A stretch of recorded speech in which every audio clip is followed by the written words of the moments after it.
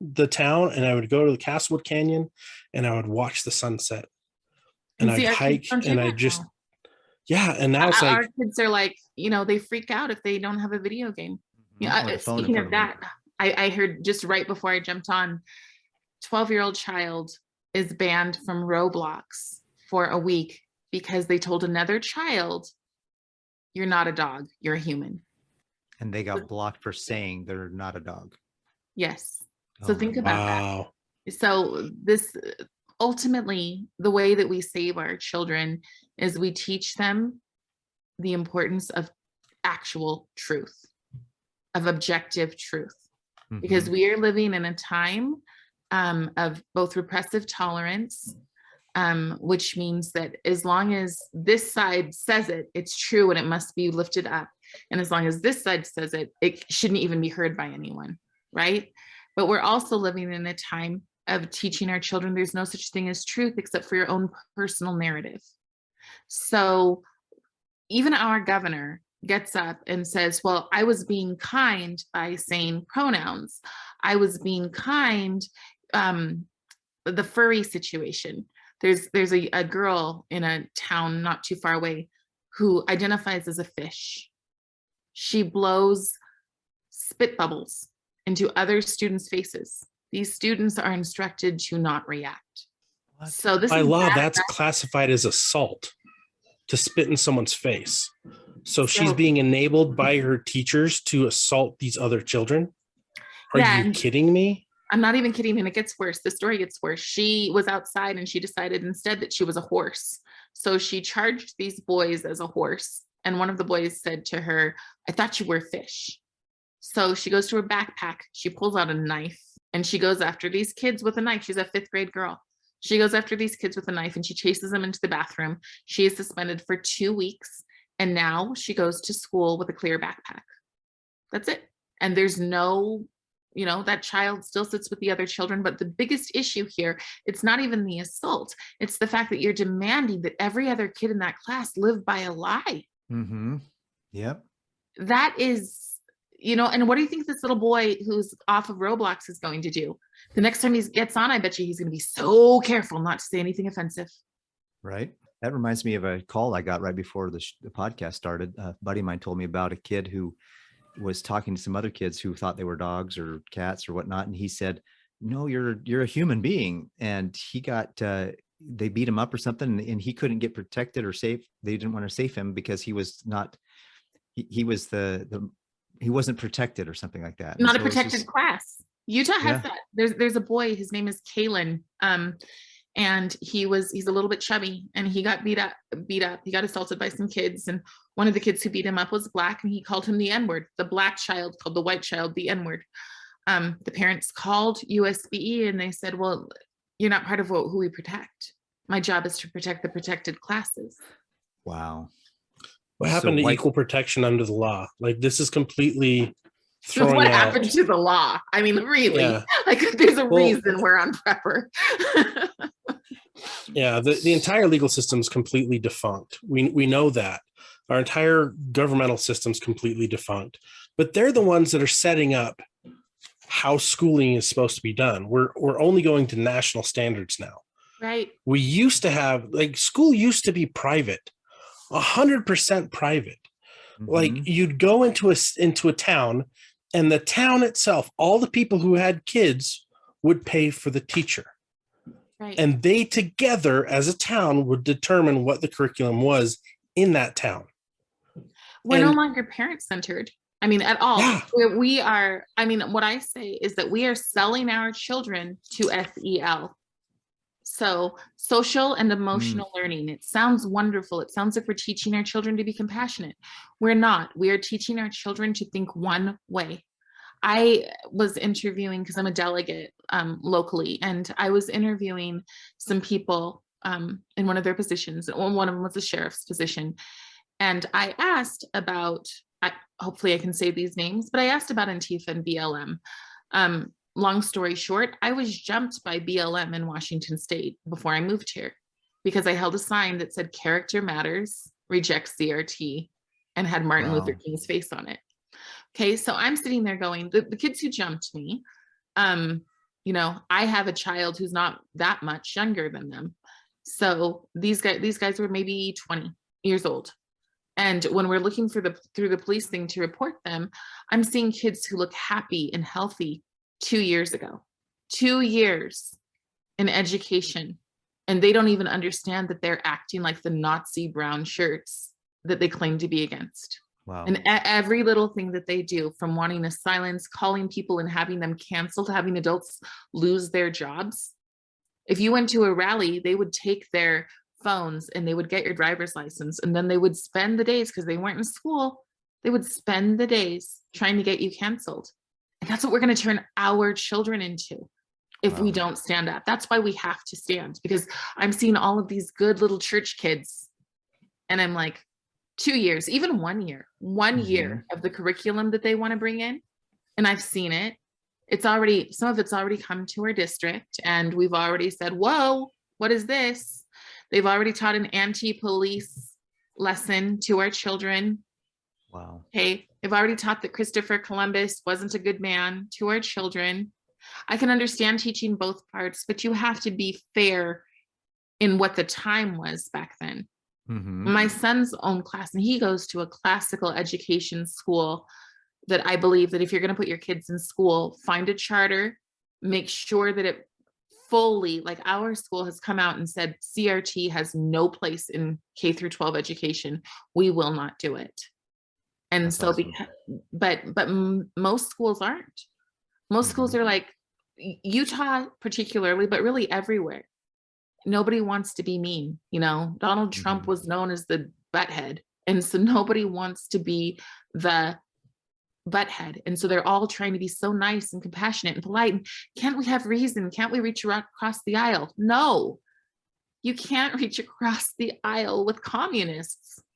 Yeah. There's an old saying, if you don't stand for something, you'll fall for anything.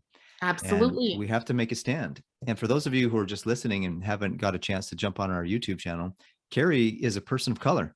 She's, so when she got jumped by BLM, it's kind of like, wait, what? That makes no sense. So, I mean, Scott and I are not biologists, but Carrie's also a woman. You know, right? Carrie, am I right? Yes. Did I make? Yeah. Okay, good. Whew, all right. You know, sometimes you get in trouble, right? These days, right? But although I do have PCOS, and the transgender community has decided that is trans now. Wow. They've just taken my health issue. They're just going further off the rails of, you know, 2 X chromosomes and an XY chromosome and anything. Yeah, anything. we're just whatever. What you have to understand with that is that the goal, and I just was honored to do a platform with James Lindsay. If your audience doesn't know who he is, they need to. Everyone needs to know who James Lindsay is, because he is the forefront of what's going on in our education and just outing it. But the goal here is not, don't say, oh, I don't want you to turn my kids gay, because this is far more than that. Queering our children is about othering our children. That means that we're taking away everything that we hold sacred. We're taking away our institutions. We're taking away our faith. We're taking away our relationship with family. That's why you want to sexualize the kids as early as possible, because as soon as they have their own sense of false autonomy. They believe that they're grown up. Yeah. Now you just did a video. You did a video on your channel. We'll talk more about where people can get a hold of you and stay following you. But you just did a video with Z Van Fleet, and where she talks about her growing up in the Mao Marxist China, and how her experience coming to America, desiring to have freedom and liberty, and for many years finding that, but now she's seeing, like last couple of years, where it's been an absolute shock, and as she's seeing this cultural Marxism come into our country. And I remember her saying, I took some notes on your interview, and she said, this is a homegrown cultural Marxism. It didn't come from some other place. This came from homegrown. And that's, where do we home grow? We home grow in the education system. Where do Marxists start? Of course they want to start in the education system. They want to start in our families. They want to start in our religions. They want to start in our schools. That's how they can start to begin to turn this.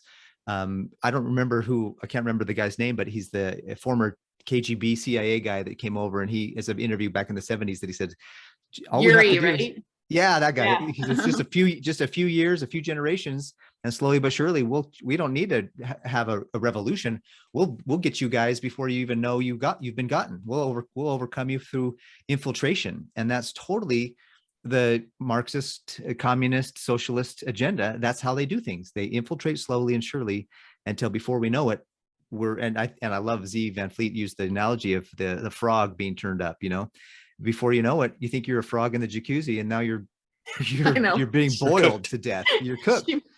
You're good and cooked. And that's, it's funny because it's like, we talk about it's in the education system, but it's also it's happening everywhere. You watch a TV, you listen to the radio, you go to the movies, even going to church.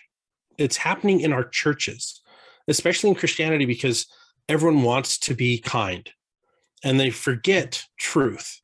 And they're like, well, I'm just going to allow this because it's easier to be nice to them this way. Love than each to tell other, them what's right? wrong, They've redefined right? what love is. So Mhm. how I look at it is, we believe that God is love, period. Whatever God does, it's love. It's out of love. They believe that love is God. Big difference. Well, they've Huge. translated it into their Yes. own language and their Well, own meaning. And if you watch every definition of every word in the last 10, 15 years, they're all changing. yes.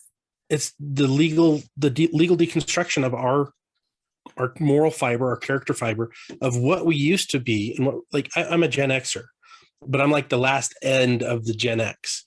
And so like I grew up with my parents gone all the time. I grew up with corded phones and rotary dials even sometimes. Right. The whole fax machine / dial-up internet. Everyone hates that noise. We still go like this when we say we're going to talk on the phone, whereas kids today, they never did that. And so they're like, when they talk about getting on the phone, they're like, Right. this, and you're like, wait, what?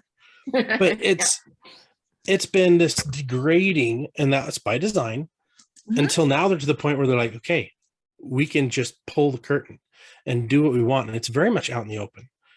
And we are good and cooked. Well, in a way, We have to get out of that tub. We have to pull our kids out of the tub. We've got to pull our leaders out of the tub. And verbally, I know we can't just go smacking people around because that's not right.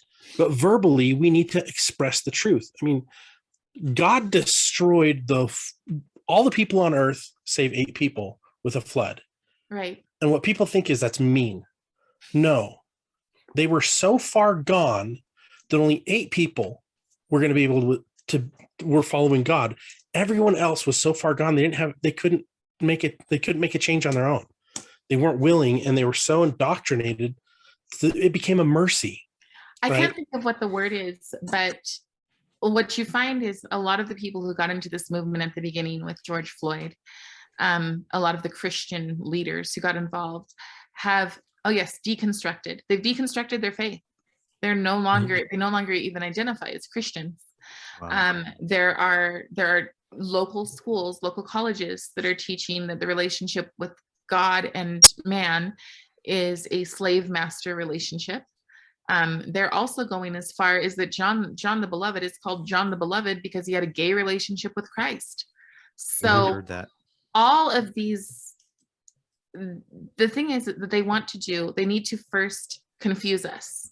So the first thing they do is say, well, don't say anything, right? This is what she said. Her name is actually She Van Fleet. And I only know that because she explained it to me, but she told me that when, that how it worked in China is that they invited all of these people, these free thinkers, to come out and to say what they could do to improve China. And it was called 1,000 Flowers. So they could come out and they could say anything that they wanted to. And so all of these intellectuals spent all this time and they went out and they voiced their opinions. And when they voiced their opinions, they were slaughtered. Yeah. And at that moment, everybody knew, do not say a word. And I think that we're going through something similar, like after J6, I think that we're going through something similar where people are afraid. People are afraid when the Department of Justice calls parents terrorists. They're like, I don't want to be part of that. But I'm like, you better get used to it, because if you're not okay with being called a terrorist when you know that you've done nothing wrong. Now, can I say that we're not ever going to get attacked even if we do nothing wrong? No, because we don't live in a just world right now. We Yeah. don't.